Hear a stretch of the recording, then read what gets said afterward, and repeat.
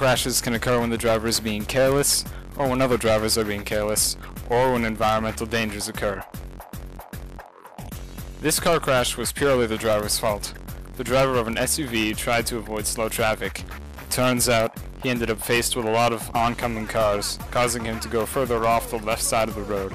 He crashed into several street signs and then hit a truck that was hauling a boat. Police officers say that the boat absorbed most of the collision. However, 2 people in the truck were badly injured and transported to the hospital. The driver made his mistake when he tried to pass without looking to see all the oncoming traffic. A better choice would probably have been to wait until he could clearly see far down the road on the oncoming lane.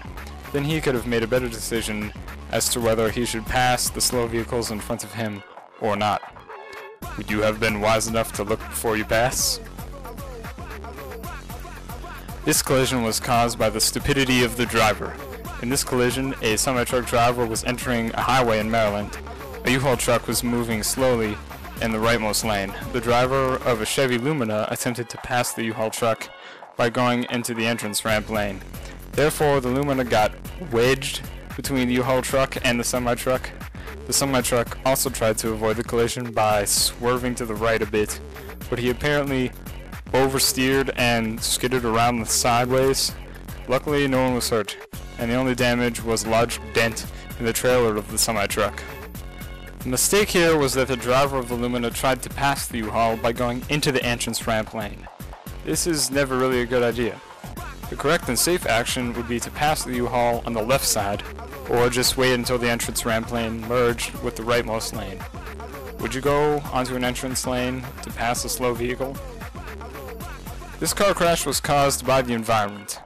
A man was driving a 93 Dodge Dakota truck on some pretty icy roads.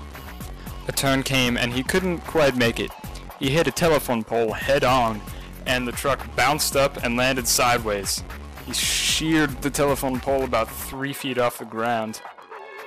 His forehead hit the windshield and his face hit the steering wheel, cutting his lip, and his brother in the passenger seat hit the windshield and a large amount of glass got stuck into his head. Neither one of them were wearing seatbelts. Luckily, they both survived. The obvious mistake here is that they weren't wearing seatbelts. Also, they were probably going faster than they should have since they couldn't make the turn. The right choice would have been to wear seatbelts and drive slower on the icy roads. Would you have been cautious enough to avoid skidding off the road? This car crash was caused by other road users. 6 people were crammed in a small car. They were driving down a pleasant French highway lined with many trees on both sides. As they came around a curve, they almost instantly collided with an oncoming car. The woman in the passenger seat died instantly. The car they collided with was passing a large truck in a no-passing zone. It is believed that the other driver was under influence of alcohol.